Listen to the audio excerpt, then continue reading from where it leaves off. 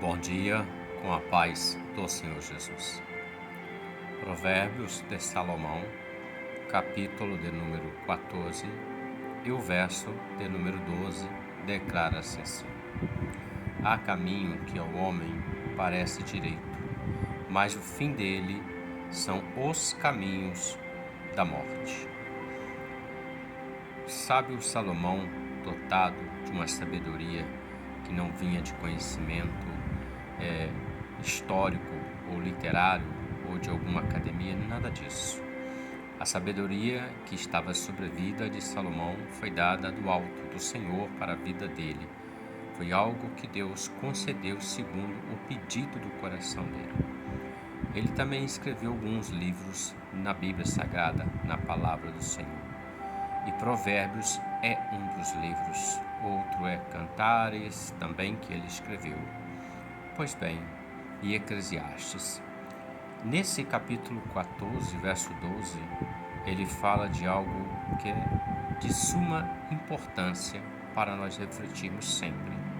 Porque ele fala que há caminho que ao homem parece direito. Ele está falando de um caminho, uma direção, uma orientação. Mas o fim deles são os caminhos de morte. Veja, ele começa dizendo que há caminho, é o singular, é uma decisão. Mas que o fim dele são os caminhos da morte, que vão levar o homem à morte física, espiritual, emocional e tantas outras coisas. Pois bem, quando ele fala de caminho, nós precisamos refletir, pensar. O caminho sempre vai ser um lugar que vai nos levar de um ponto até outro, aonde nós queremos chegar. Então isso pode falar da nossa vida secular, nossa vida espiritual, pode falar da nossa vida familiar. Caminho, uma decisão. Para caminhar em um caminho e chegar de um ponto a outro, é necessário que se faça uma escolha, tome-se uma decisão.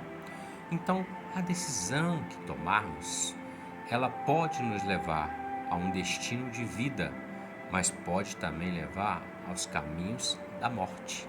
Por quê? Porque todo caminho que não vem debaixo da direção, orientação do Senhor pelo Espírito Santo, são caminhos que podem levar o homem à morte e principalmente à morte espiritual. Ele fala de caminhos. Nós temos alguns exemplos de homens na palavra, na Bíblia Sagrada. Não precisamos citar pessoas do nosso tempo presente absolutamente, mas são exemplos da palavra que para nós serve como espelho, como reflexão e orientação.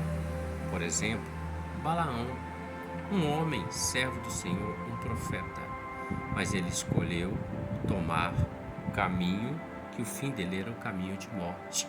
Começou a profetizar e tornou o seu ministério profissional, querendo dinheiro e condição. Também podemos falar de Judas Iscariotes, que andou com o Senhor 3 anos da vida dele. Foi alguém que foi dotado de autoridade, foi alguém que curou enfermos, expulsou demônios.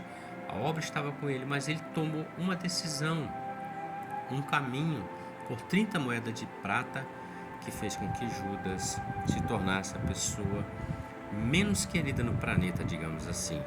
Desde esses dias, nenhum pai, nenhuma mãe coloca mais o nome no filho de Judas, porque isso remete àquele que traiu o Senhor Jesus. Mas há um caminho que leva o homem para a vida, e esse caminho é o único caminho. Jesus declarou em João 14,6: Eu sou o caminho, a verdade e a vida. Ninguém vem ao Pai senão por mim. Então, que toda decisão nossa possamos refletir na racionalidade, porém buscarmos a orientação de Deus pelo Espírito Santo. Posso ou não posso? Como Davi. Vou ou não vou? E Deus respondendo e nós obedecendo, chegaremos ao caminho da vida. Reflita sobre isso.